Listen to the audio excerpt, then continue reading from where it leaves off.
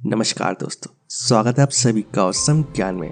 दोस्तों, क्या आप जानते हैं कि ट्रेन में कोच, बोगी, कूपे, कैबिन, कंपार्टमेंट और लॉन क्या होते हैं और इनमें क्या फ़र्क होता है?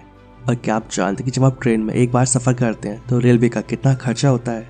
तो इन सभी सवालों के जवाब जानने के लिए इस वीडियो को एंड तक पूरा ज़रूर देखें। और अगर आपकी वीडियो पसंद आता है तो इस वीडियो को लाइक और अपने दोस्तों के साथ शेयर ज़रूर कर दें। तो चलिए शुरू करते हैं। दोस्तों, ये बात तो हम सभी जानते हैं कि भारत में लाखों लोग हर दिन ट्रेनों में सफ़र करते हैं और इस दौरान वो कभी कूपे तो कभी कैबिन तो कभी कंपार्टमेंट में बैठकर सफ़र का मज़ा लेते हैं। लेकिन ये शायद ही आपको पता होगा कि ट्रेन में कूपे, कैबिन या कंपार्टमेंट क्या होता है। और ऐसे ही आपको ये भी नहीं पता होगा कि बोगी किसे कहा जाता है। और देखा जाता है कि ट्रेन में सफ़र करने वाले लोग कोच को ही बोगी कह देते हैं, लेकिन असल में ट्रेन में कोच, बोगी, कूपे, कंपार्टमेंट, कैबिन और लॉन ये सब अलग अलग होते हैं। अगर हम बात करें कोच की, तो ट्रेन में सफर के दौरान अक्सर ये लोग कहते सुनते पाए जाते हैं कि उनका टिकट या सीट उस बोगी में है, लेकिन इस दौरान हम जिस चीज की बात कर रहे होते हैं वो बोगी नहीं बल्कि कोच या फिर कार कहलाता है। आसान शब्दों में कहें तो ट्रेन के डब्बों को ही कोच कहा जाता है।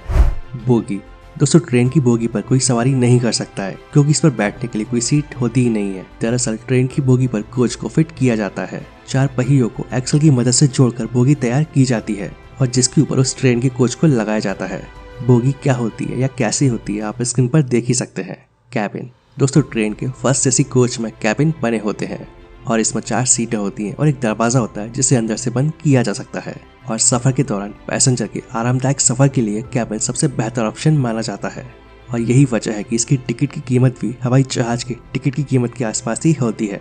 इस कैबिन में आपको कई तरह की सुविधाएं मिलती हैं जिससे कि आपका सफर काफी आरामदायक हो जाता है। कूपे दोस्तों, ट्रेन में कूपे क्या होते हैं ये बहुत ही कम लोग जानते हैं। वैसे आपको बता दूं कि ट्रेन में कूपे कैबिन का ही एक रूप है, लेकिन इसमें और कैबिन में फर्क सिर्फ इतना होता है कि इसमें 4 की बजाय सिर्फ 2 ही सीटें होती हैं और एक कूपे भी ट्रेन के फर्स्ट एसी में ही होता है और ज्यादातर कपल्स कूपे में ही सफर करना पसंद करते हैं। कूपे में सिर्फ 2 ही सीटें होती हैं और इस वजह से इसमें 2 लोगों के लिए ज्यादा प्राइवेसी मिलती है। कूपे में 2 सीटें और एक दरवाजा होता है।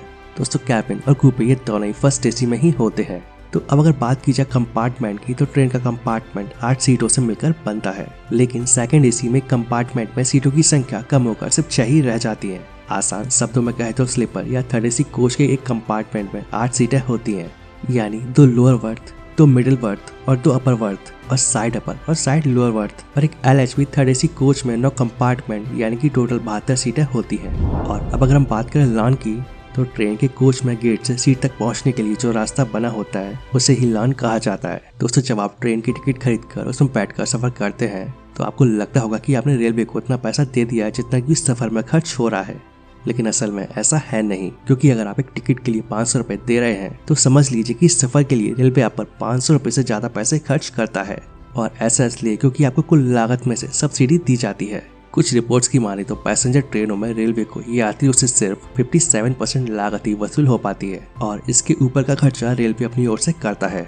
और अगर आप विंडो टिकट लेते हैं तो इसकी जानकारी उस टिकट पर भी लिखी होती है। रेलवे का कहना है कि पैसेंजर सर्विस में सिर्फ 57% पैसा ही वसूल हो पाता है और जबकि सबअर्बन सर्विस में तो सिर्फ 37% पैसा ही वसूल हो पाता है। यानी कि एक अंदाजा लगाया जाए तो फर्स्ट एसी की टिकट अगर 4,755 रुपए की है तो रेलवे को उस पर करीब 7,175 रुपए की लागत आती है। यानी कि इस पर रेलवे को हर पैसेंजर को 3,085 रुपए की सब्सिडी देनी होती है। और इसका मतलब ये हुआ कि रेलवे हर पैसेंजर पर इतना पैसा खर्च करता है। तो दोस्तों, मैं आशा करता हूँ आप सभी को रेलवे से जुड़ी ये जानकारी पसंद आई होगी। तो वीडियो अच्छा लगे तो इस वीडियो को लाइक एंड शेयर जरूर करें और ऐसी वीडियोस आगे भी देखने के लिए इस चैनल को सब्सक्राइब कर लें। तो आज के लिए बस इतना ही, मिलते हैं नेक्स्ट वीडियो में। जय हिंद, जय भारत, वंदे मातरम।